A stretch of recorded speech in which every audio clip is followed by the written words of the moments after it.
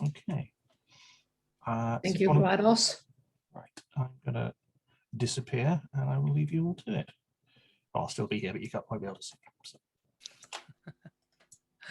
All right, so yeah, same as last time if you were here last time, but we all have cookbooks and some of them are nerdy, and each of us is going to show a recipe from the cookbook that we chose, and hopefully it'll be delicious, and if not, we'll explain why, I suppose.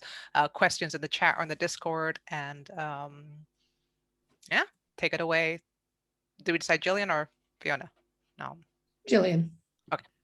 Actually, I'm a good person to introduce because I didn't get one cookbook because I can never make up my mind for one cookbook. I got a theme for cookbooks. I thought that the most nerdish theme possible for this was writers who write cookbooks as fans. So I've got the classic one to show, which I did not make a recipe from. That's a bunch of American writers, but Australian writers and Australian fandom is particularly foodie. So this is a cookbook you don't want to cook from. And this is the cookbook I did cook from, and note that I am on the cover looking a bit Mae West-ish. So this was Canberra's speculative fiction writers. We wrote a story and then we wrote recipes to go with the story, and mine is a bit peculiar. And the book that fell on the floor was the one I was going to cook from. So you didn't even see the bookmark. So what happened was, as writers, we set up a science fiction convention in about 2003. And then we decided we needed food to go with it because we're foodie writers. And about 250 fans got involved in the 7 years it was on, testing recipes. And I was the historian who directed the whole thing. Because I cannot cook at the moment because of my interesting infected bone in my finger, I thought I could do more than I could today. So a friend gave me Punctuation, apostrophes fighting card. So the person who most persuades me they need the recipe from this, I will post it to them. So that somebody gets that recipe. It's a really pretty recipe. So what I actually cooked was from the Gastronomicon, and it was from a story by Peter Raftos, because it's a hot chocolate recipe and it's winter here. So it's basically hot chocolate with spices. And I had to show something, so it's very easy to show this. And you can see why I couldn't cook. And I'll do the taste test for you. It doesn't have much sugar because I used plain 95% chocolate, and I didn't follow the recipe at all. I put pomegranate and raspberry and mace and pepper in. It's really pomegranate syrup. Oh, another writer, so that was why I included it. Another writer, Jackie French, gave me some pomegranate syrup for my birth, not some very dense syrup that you only use one drop. And I thought that would be really nice with raspberry and pepper and mace, and it really is. So that's my recipe for today. 50 grams of 95% chocolate and other things to taste. Milk or water? No milk, and just hot water, not quite boiling water, because you don't want to burn the chocolate. So I didn't use cocoa because I've been thinking about historical recipes recently, and cocoa is a relatively recent invention. And besides, it required cooking, which of course I still can't do. So using gourmet chocolate 95% means I've got this perfect hot chocolate that's inspired by the Gastronomicon. that is wonderful. I posted a link to the Goodreads for Gastronomicon. I don't know if there's a better link. If you have there one. isn't. It's pretty much out of print. You have to write to the SFG to buy it if there are any available. Okay. Well, that'll do for now then, I guess. I'll try and find the other ones. Scary Foods, 5 Historical Feasts. Except for Anne McCaffrey's. What was the Anne McCaffrey called? Cooking Out of This World. Oh, very nice. So remember that whoever gets me the most convincing reason they need a recipe in the mail, the snail mail, not the email, gets the apostrophes fighting card, with Very with nice. the recipe, a very pretty dish of eggs that I had intended to cook. Is that the official title of the recipe? A very pretty dish of eggs. Yes, it's actually from the early 19th century. Okay. And it's All really, right. really nice. Excellent. Well, thank you. Fiona. No. Who's going to go next? I asked and then immediately forgot. Fiona No, had for hot food. Okay. I don't mind going next if people want. Okay, so last con, I made a recipe from Dining on Babylon 5, the official cookbook of the Babylon 5 series, human edition.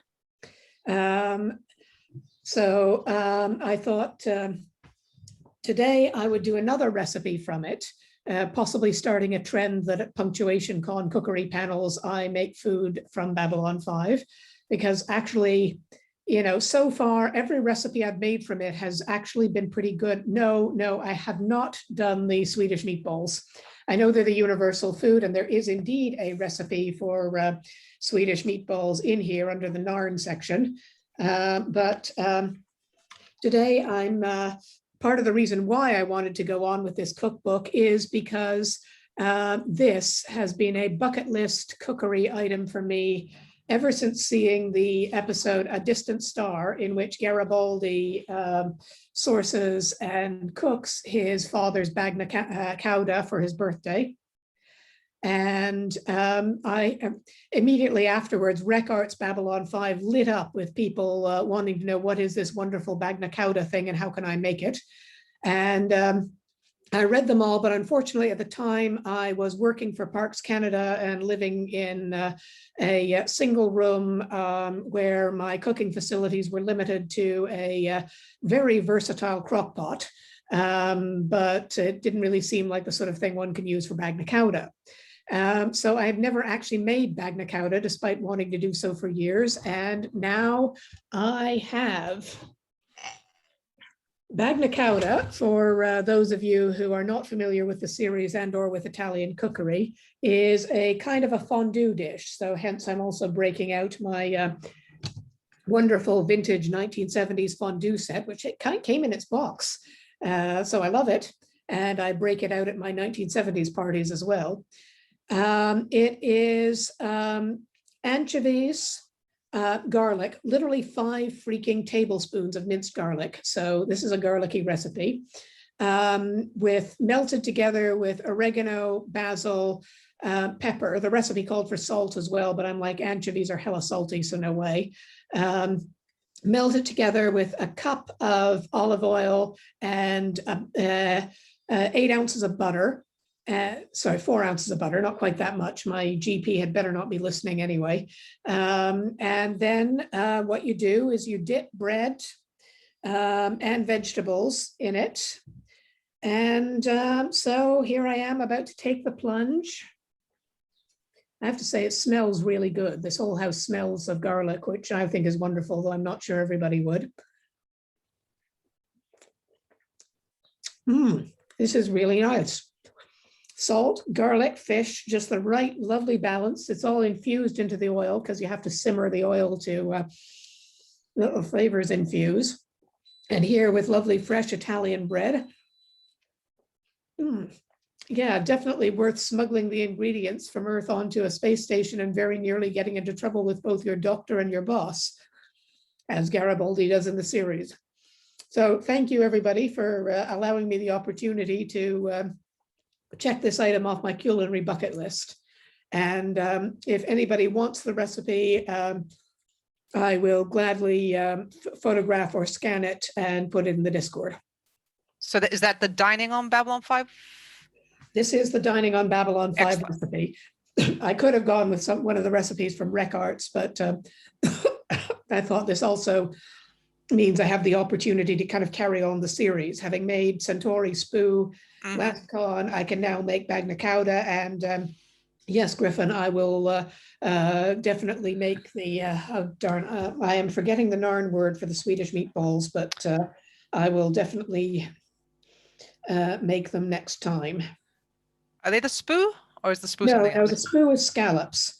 Ah, Comes in Narn and Centauri flavors. Is it Breen? Hang on. Yeah, it's Breen. Breen is Swedish meatballs.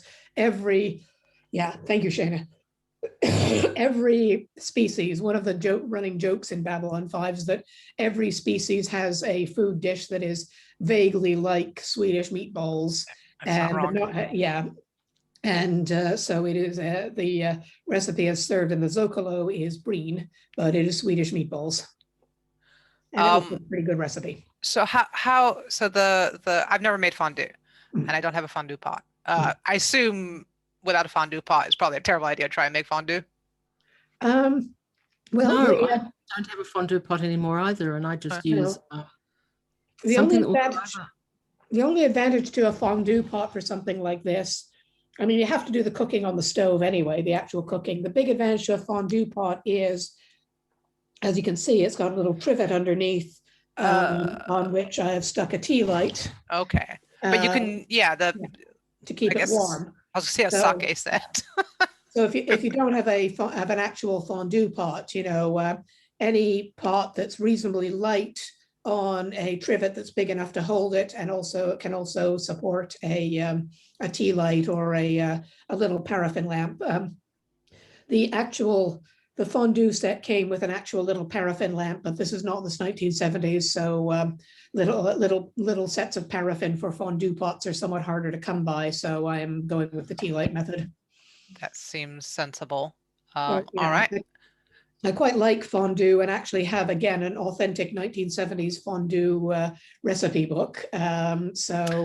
Yeah, once we stop having virtual cons, I will gladly give everybody sessions in the surprisingly complex art of fondue cookery. Yeah. No. Follow-up question. Are you also doing the cheese tasting today? Because I'm worried about you now. Oh, Jesus. This can also, cheese is also absolutely brilliant for fondue. So yes, leftover cheese with suitably accenting liqueurs will indeed go in the fondue pot with bread and vegetables later. Nice. All right. Well, okay. And at least you're having a vegetable. We're having no vegetables at all today. Yep. All right. God, I'm hungry now. I just had a giant fry up too. Fran, show us your food. Show us your food. I decided I'd go looking online for recipes from specific fandoms, and I was getting bogged down in all kinds of Lord of the Rings stuff. And then somebody reminded me that I am a fan of the world's longest running radio soap called The Archers. There's a big crossover with SF fans and The Archers, the everyday story of country folk. And I used to be in something called Umrats, which was the Rec Arts The Archers use group many years ago. And the Umrats did a cookbook, and I went and found it. It's still on the web. It was handcrafted in HTML4, I think. And there are loads of recipes in there. And I thought, now is about the time I would be eating breakfast. So I will look at the breakfast recipes. And I found a recipe for kedgeree. Kedgeree is a very odd thing. There's an Indian recipe called khichdi, which is rice and lentils. And somehow the British colonials turned it into a breakfast dish with hard-boiled eggs and smoked fish in it. Not quite sure how that happened, but it was a staple of Edwardian breakfasts for quite a long time, and it's sort of gone out of fashion. And there was a kedgeree recipe in the Umrats book, and I read it through and went, what? Because it's cold. It's a rice salad. So I thought, oh, I just got to try that. And this is it. It's rice, smoked haddock, hard-boiled eggs, mayonnaise, curry paste, and lime pickle. So here goes. It's very brown.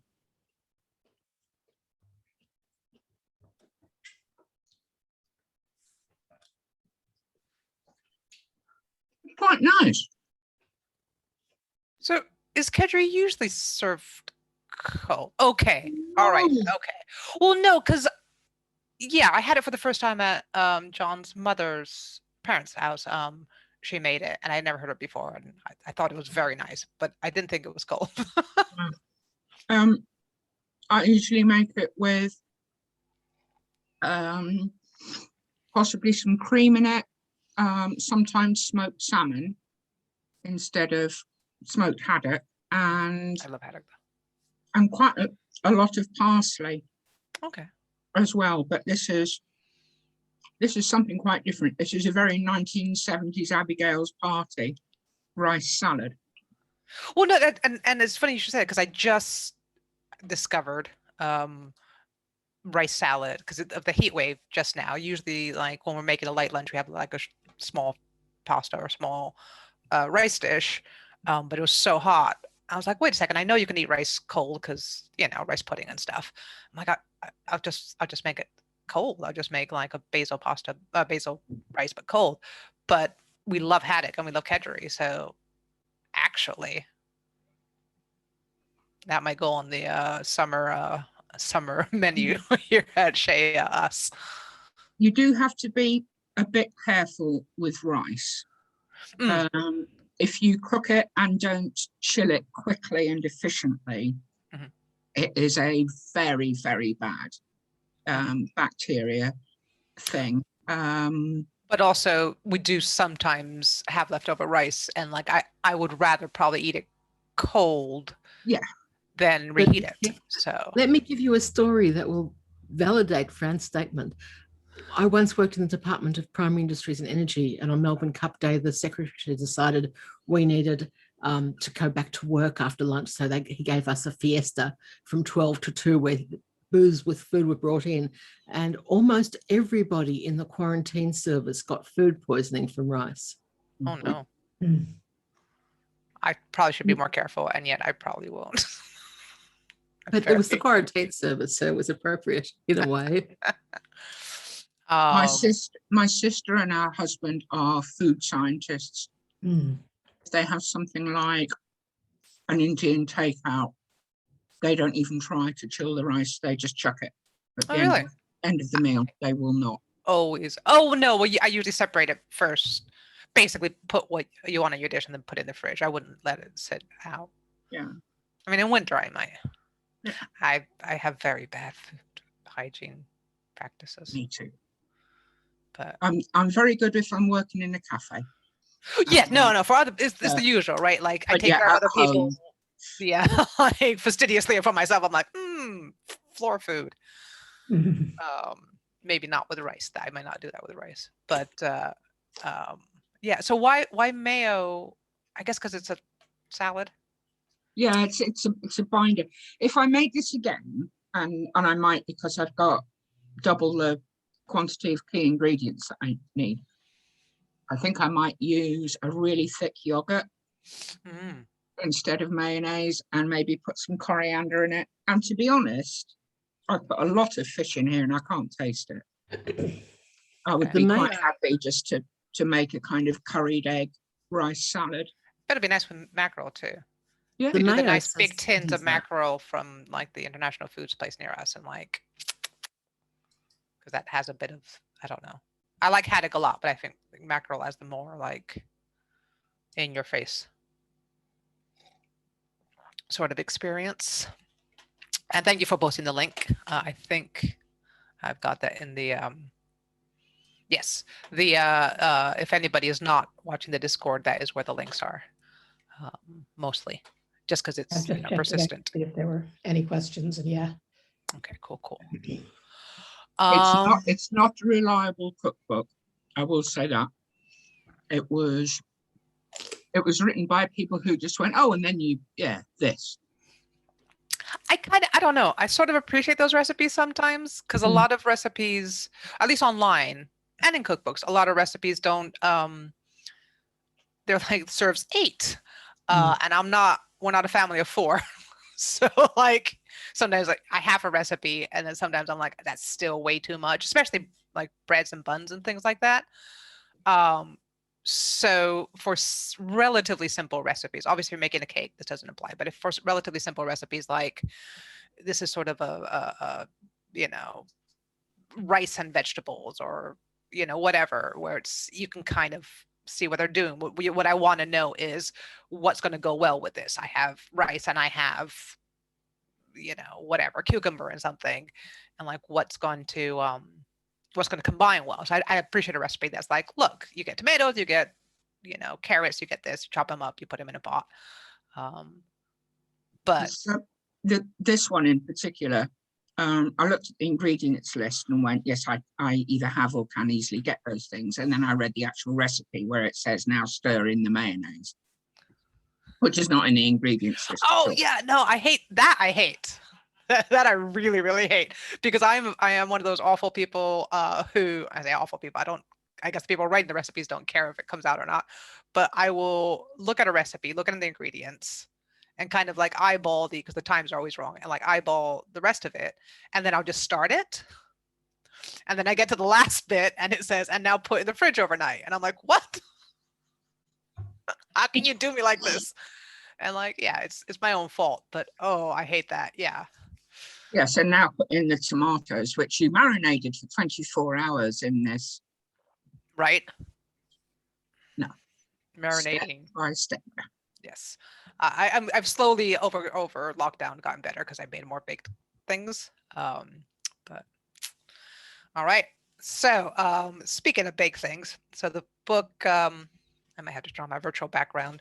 In my virtual background, by the way, my favorite diner in San Francisco, which obviously I miss. I have a But virtual background of Quark's bar from Las Vegas, which nice. I, I'm not going to deploy here because of, needing to show the food, but I'm planning on wearing it later at the The party. 1990s TV panel. Nice. Very good. I Found it.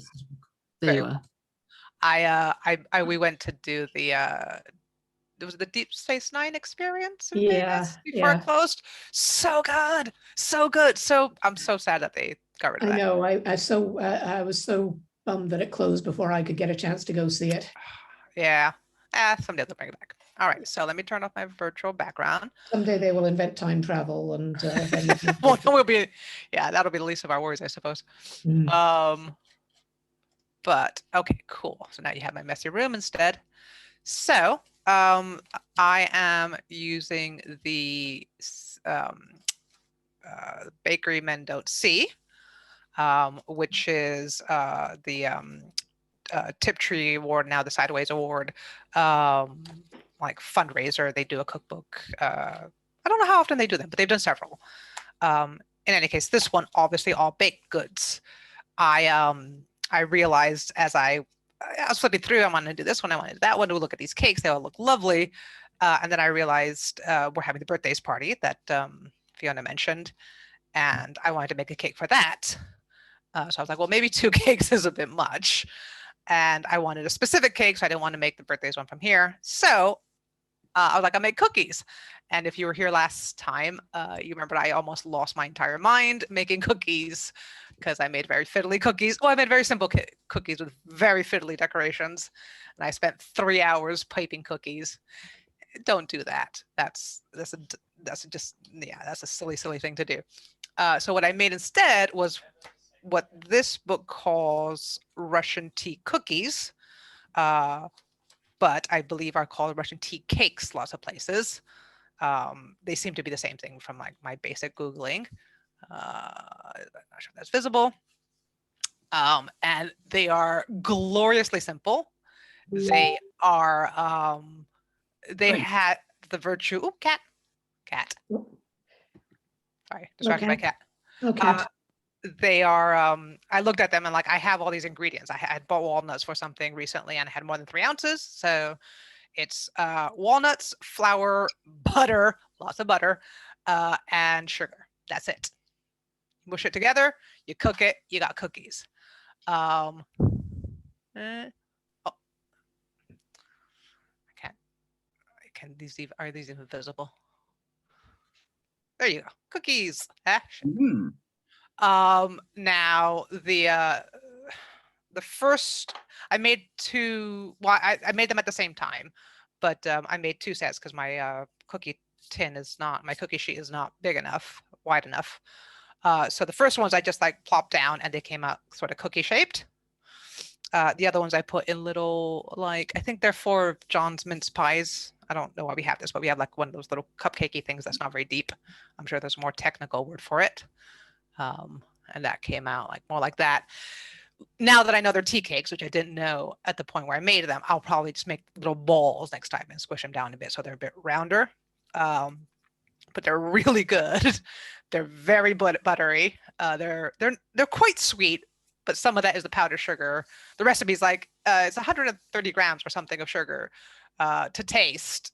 And they're like, this is very flexible because you're going to put powdered sugar on this. So you do you sort of. It makes about this many cookies or cakes or whatnot. So it's more than two people really need for a weekend. So that's going to last us a few days. And yeah, I highly recommend it. I put a link. Did I put a link? I will be putting a link if I haven't already. I'll be putting a link in a second in the chat. I wrote a blog post with some more photos and stuff because it just seems simpler. The author of this, the book is really good. I highly recommend it. It's got like some really neat intros. It's got a whole bunch of recipes. They vary dramatically from, maybe not dramatically, but they vary from this sort of thing, which is, very simple to like, this is a family recipe handed down from my great grandmother to I got this off the back of a box. But they're all from like interesting authors. This author I had never heard of, J.F. Rivkin, and is almost impossible to find information on. It's a pseudonym, but nobody seems to know of whom, or if it's just one person or two people, and if they collaborate with somebody else. But anyway, I am now fascinated by the mystery behind this. They wrote a series of barbarian swordswomen books in the 90s. So I have ordered one of them off of the internet, and I will read that over the next week or so when I get it and post a review. It looks awesome. The covers are a little bit lurid, but in that like perfect barbarian swordswoman sort of way. So I have cookies and I have a book on the way, and I'm very excited about this. The end. Cookies. So I think we could probably, if anybody has things to add, now's your moment. And then I think we could probably open up the chat for like free for all. I just want to add that your cookies will go rather nicely with my chocolate. Yes. I might not know if you want to. I think we've actually managed to get a perfect meal here. You can start with my fondue, go on to Fran's kedgeree, and then finish off with hot chocolate and cookies. That is not a bad. I Yeah, put that's the kedgeree first because it's cold, and then have the hot dish. Yeah, but the kedgeree is more substantial. So I thought, the fondue, you sort of dip the food in to take the edge off, and then the kedgeree can be a nice main dish. Yes. I think this is a cultural difference. For me, kedgeree is a breakfast dish. Yeah. I've never eaten it because I'm allergic to fish, but I knew it as a breakfast dish. So for me, it doesn't matter how substantial it is, it doesn't feel like a main meal. Yeah. Well, for me, it's got, sorry, España. No, I think it is here too, is the impression I get. Generally speaking, but for me, it kind of has more meal connotations because, as I mentioned in the chat, one of my, the things that got me through graduate school was two books on Asian cookery, one strictly vegetarian and one mixed. And I had a very good recipe for vegetarian kedgeree from one using dal, which is great when you've got no money.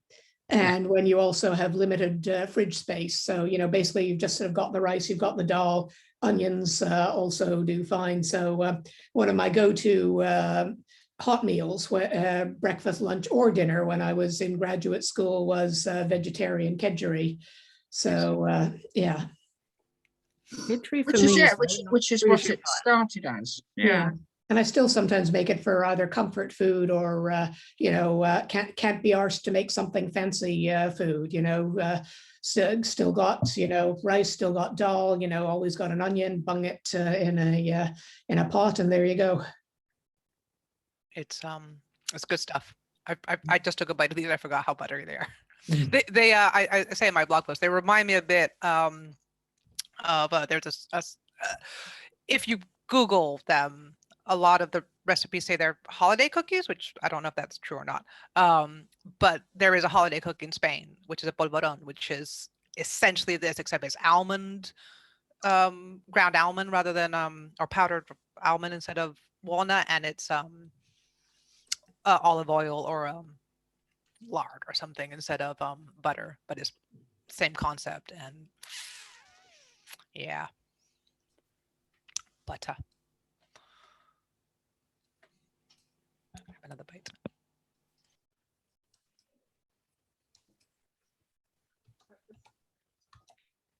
At the start of Hmm? at the start of lockdown, Mhm. I bought myself a gadget to play with, which I haven't still not yet played with. But it's an elektrische Nussbäcker. Mm. Is that a Foreman grill?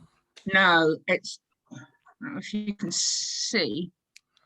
A sandwich A press? waffle thing, but it's got a series of little bumps, and you make something like your cookie, and you put it in there, and it makes little lumps Mm. and makes them into half walnut shell shapes, So and you then fill them. you fill two of those with nut paste and glue them together, and you get a little walnut shaped stuffed cookie. That sounds amazing. There's Yeah. actually a kind of a Taiwanese fried snack, which is a lot like that. Only you go to night markets and basically there's a guy with a giant pan of oil and something like that press. And he fills the bottom half with a little bit of batter, dumps in the filling, fills the top half with batter, smacks it all together, and it cooks and fries at the same time. And it's just lovely. Nice. Mm. Yeah, That's I don't think you want Japanese extra one too, butter in with- your dimple. for oyster So, things. I'm also covered in powdered sugar now. Icing sugar, whatever you call it. It's not pretty. If we Um, turn the light on, you'll glitter. Probably. Yeah. But that's just the butter. So do we want to open up the Yeah, bring go for everybody it. in and like just chat and stuff our faces for the questions, next 30 chat, other minutes? people's recipe suggestions. Mm, Do you want me to keep recording or? Yeah. I don't mind either way. Yeah, we'll keep recording. No problem. Okay. nom nom nom. Yeah, no, I think I like doing this panel just to Yes. like Yes, I'm just picking out on anchovy paste and fat here. I mean nothing wrong with that. No. Well, I'm finding the chocolate too much. mm, It's end of day, I guess. Well, in 30 minutes I have to eat I don't have to eat birthday cake, but I will be No, eating right. birthday cake. Okay, I have Oh. chocolates instead of birthday cake because obviously Smart. I can't bake cake at the moment. there Very you nice. are, the one. So I'm going to be very Shout out, tired. 'cause she's the one who provided the cake and ice cream recipes for the birthday channel. So That everybody else can have cake, even if I Yes. can't. It isn't just that I can't cook, it's also that I'm diabetic. So if I'm going to break my restrictions on the diet, I'm going to have my favorite chocolate of all time, which is pretty much a fannish thing to do. If you have to do something, you do it properly, right? mm, Yes, I shouldn't say this really while my husband is listening, but I went to the gin tasting last night, and in true fannish tradition, I then drunk ordered a whole load of gourmet gin. I woke up this morning to an email saying your order is being collated. I'm like, oh no. Yay. Yeah. I So, woke up. yeah, I woke up unbelievably early so I could get to some of the things in your yesterday, and my whole internet was down. Oh no. So that was protecting me from myself, Yes. which is always important for foodie fandom. Oh my God, that reshki looks intense. We 30 years ago or so, when we got married and we went on honeymoon to a self-catering cottage, and I had put together a kind of gourmet hamper for the week, and there were some of those cookies that a local coffee shop sold ready, commercial, not homemade or anything, but boxes of those, and they've just vanished. People used to make them commercially, and now, and you look them up and you just get recipes. But yeah, dulce de leche filling in. I mean, you could imagine, couldn't you, a Spaniard dunking your Russian tea cookies in dulce de leche? I mean, I can, but also it hurts a little bit to think about. Like Why? something around here just goes. Why is it so much easier Maybe to have find like one. recipes for Yes. sweet stuff than for savory? Maybe like do When- that once a week, and that's your sugar for the Stuff. week. When I did the food stuff for Conflux, everybody descended on the samples of anything that was cake related. They just wanted it. Anything that was savory, they said, oh, I should make this. This was really good. But they're not as keen on tasting it. They're a bit more cautious. Okay. Except when we tested alcohol. We had a prohibition banquet. And of course, we had to test hundreds of potential cocktail recipes. Switching off the video because feline intervention. Oh. And we had a committee meeting where we tested the last dozen cocktail recipes. And I still have the notes from that committee meeting because it's fandom at its very best. Is it just an endless repetition of "I love you, man"? No, I love you, man. No, everybody tested. So I gave them all sheets to try each of the 12 recipes, and there was someone who the chair is actually teetotaler, so that made it very easy to run the meeting. And everybody wrote their own notes for each and every recipe. And the notes start off terribly lucid and terribly cogent and terribly reflective on the nature of the world, and end up interesting. Nice. Yeah, I mean, I was thinking this morning that wondering whether it'd be worth suggesting a mocktail panel for future cons, because you know, I am trying to I'm not teetotal, but I'm trying to cut down, and it would be nice so I'm experimenting a lot with mocktails, and it would be nice to have some guidance from people who know better, but I'm not sure whether that would wind up being popular from people who are teetotal and want to cut down, or whether it would not be popular, because we all know fandom is a society of dipsomaniacs. So why can't you have both? So what we did for I've got lots of those little cups that are used, really tiny teacups for really tiny cups of tea, and I've got 24 of them because they come in sets of 24, and I was using them for teaching food history stuff. And that meant that we got samples. It took a lot to get drunk. The only two of us who got even actually close to drunk, despite the notes, were the two of us who had every single one of the 12, and 3 of the ones we liked most, because the sample size was so small. You could do that in a panel with cocktails and mocktails both, and people decide which one they want to follow, and you get the ingredients beforehand. Well, you could, yeah, sorry. You could just have a mocktail. I mean, like, look, I like alcohol as much or more than the next fan, but like, it's probably fine to just have a pan. And I mean, I think you would get people, even if people like myself, for example, like I'm probably rarely going to have a mocktail, but knowing how to make one, like having a couple options under the belt for, like, you know, when you have guests over and somebody doesn't want you know, or it gets towards the end and like I want another drink, but like somebody else doesn't. Yeah. And some mocktails are basically just, you know, cocktails, but with the alcoholic bit not there. Well, yeah, you can add vodka to anything, guys. Like that's not not a problem. Yes. I mean, the main reason I tend to Finish mocktails. tend to steer clear of them because diabetic, and a Oh, lot yeah. of them are That's me. fruit juice or very sugary. Mm. But yeah, a lot of them you could just cranberry juice with rosemary Yeah. in it is really, really lovely. And I just put gin in that. Yeah. I mean, my current You can favorite add spirits, but yeah, you could start with.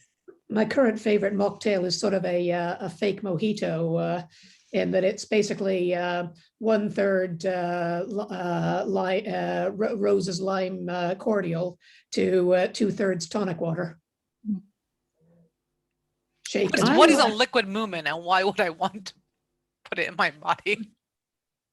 It's just the The closest mocktail, picture I yeah. had to mocktails was fizzy drink from Finland, which if you look at it too much predisposition towards science fiction, it looks like liquid moomins. I would not trust, that looks like that's Little My on the front of it, and I would not trust Little My to actually provide non-alcoholic drinks. Better? No, really, they're non-alcoholic. No, no. She is the anarchic one. I can't. It's because I've got my thing. Oh, yeah. Oh, yes, your Little My tattoo. That's so wonderful. Yes.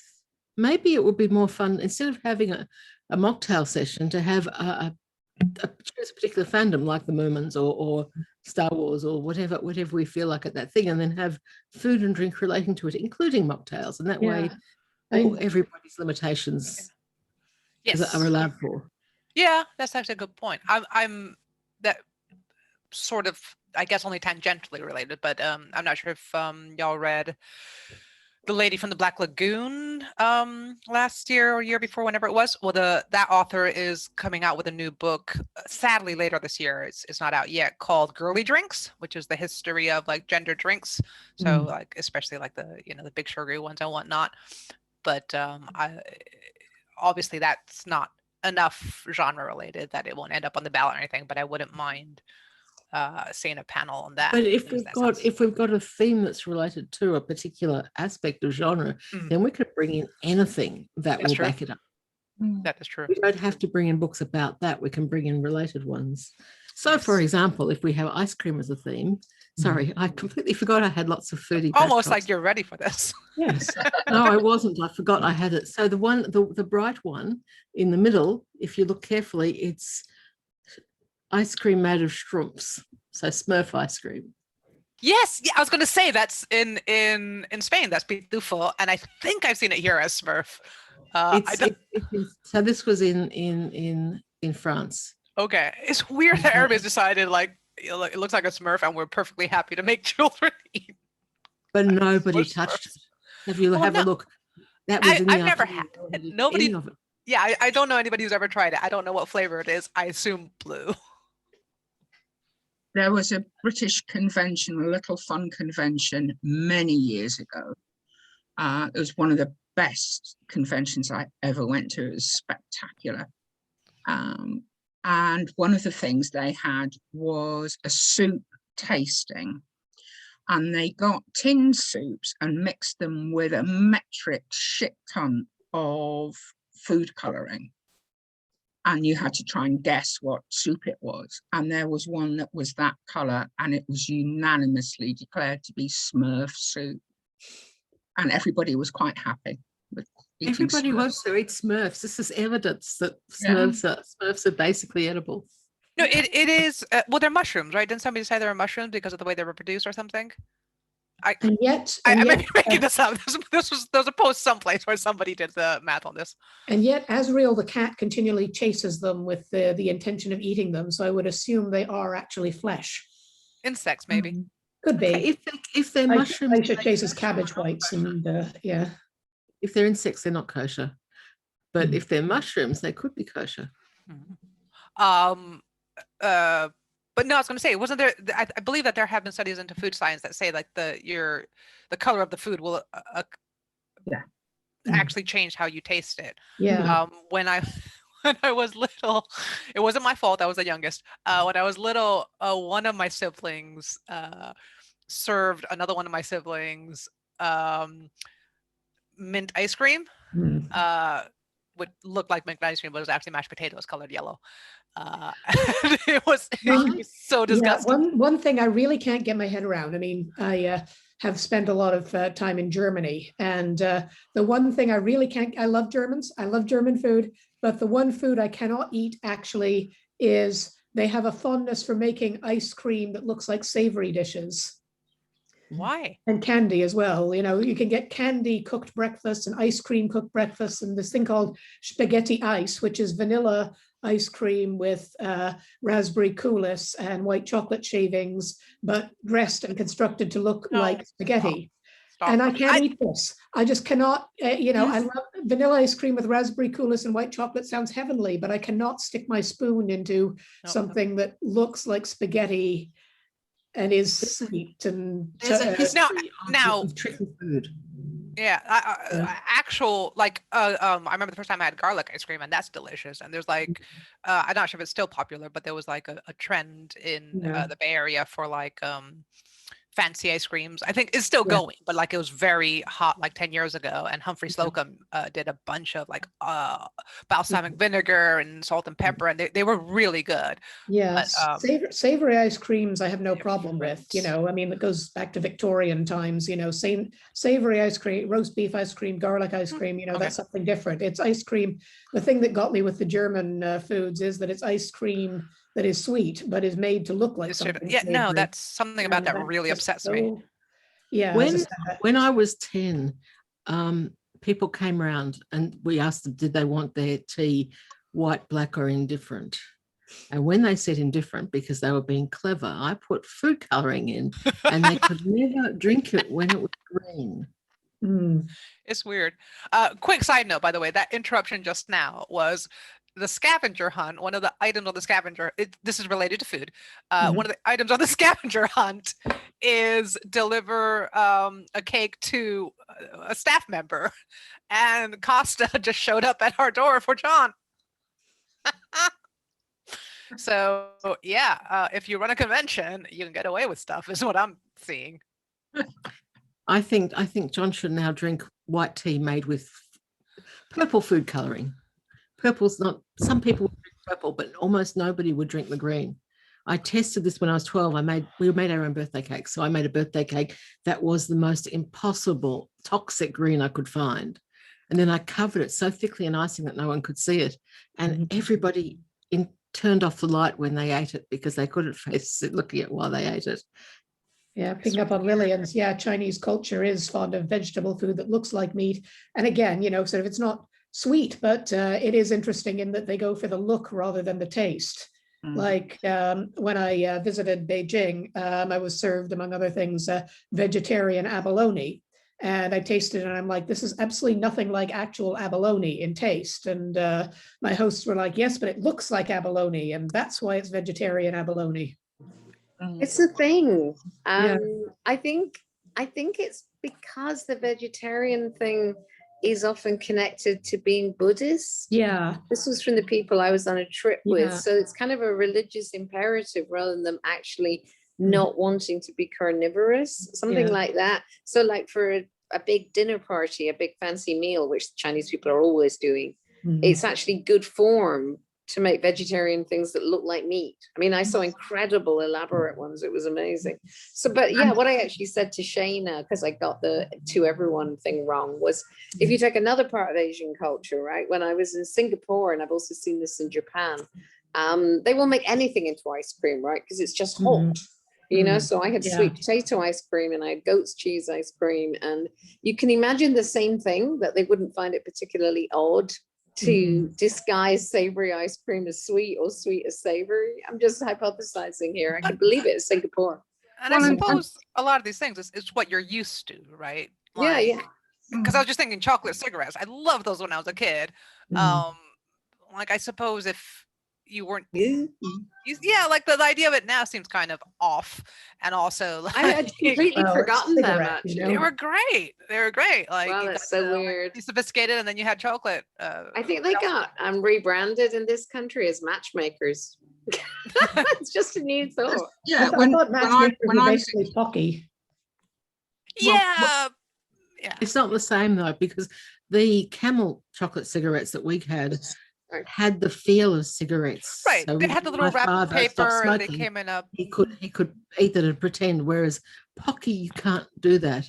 Our You candy can, but it's- cigarettes, our candy the cigarettes ones- weren't chocolate. They were some kind of hard Yeah. marshmallow thing, which Ooh. was actually Yeah. So kind of, weird. you know, they were it were increased the cigarette sticks of- effect because you could blow on them and puff out a puff of smoke, quote Nice. unquote Oh, really? smoke. it It's the- was It's the very white, edge of my white memory. it candy is. with a pink Yeah. tip.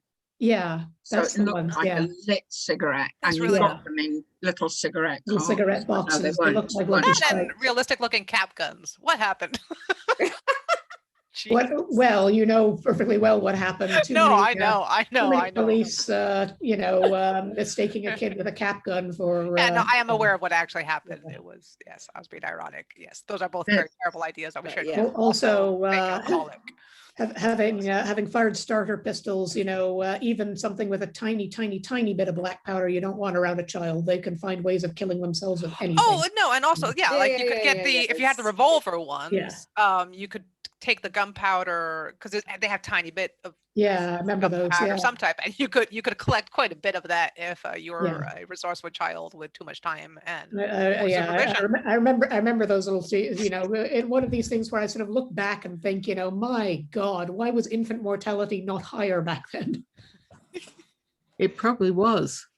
Also Yeah, true. well, I'm sure it's higher than now, but I'm surprised it wasn't even higher given the number of Anyway, delicious ice massively cream. dangerous things that we let kids have.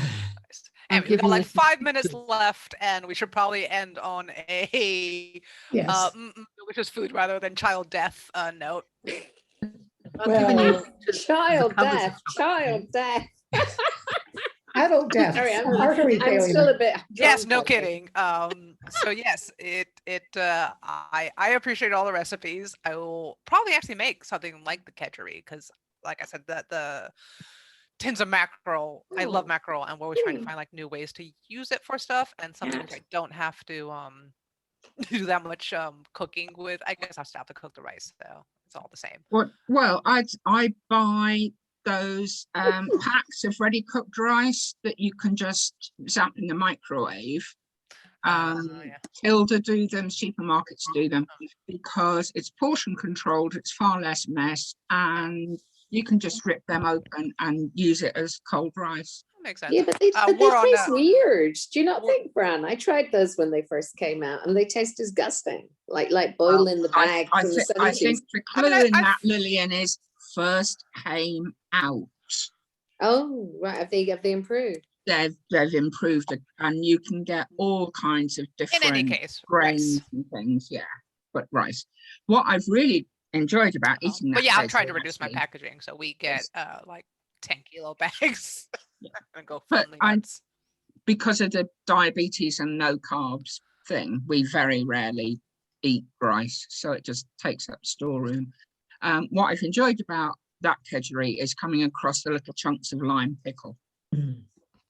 Mm. Nice little spicy surprises in my salad. I kind of like the thought of ending on because we started with what we were cooking and eating, and it's different. It's nearly an hour later, and I'm very full. That chocolate, if you want hot chocolate, it doesn't taste as if it's very filling, but fills you up very quickly.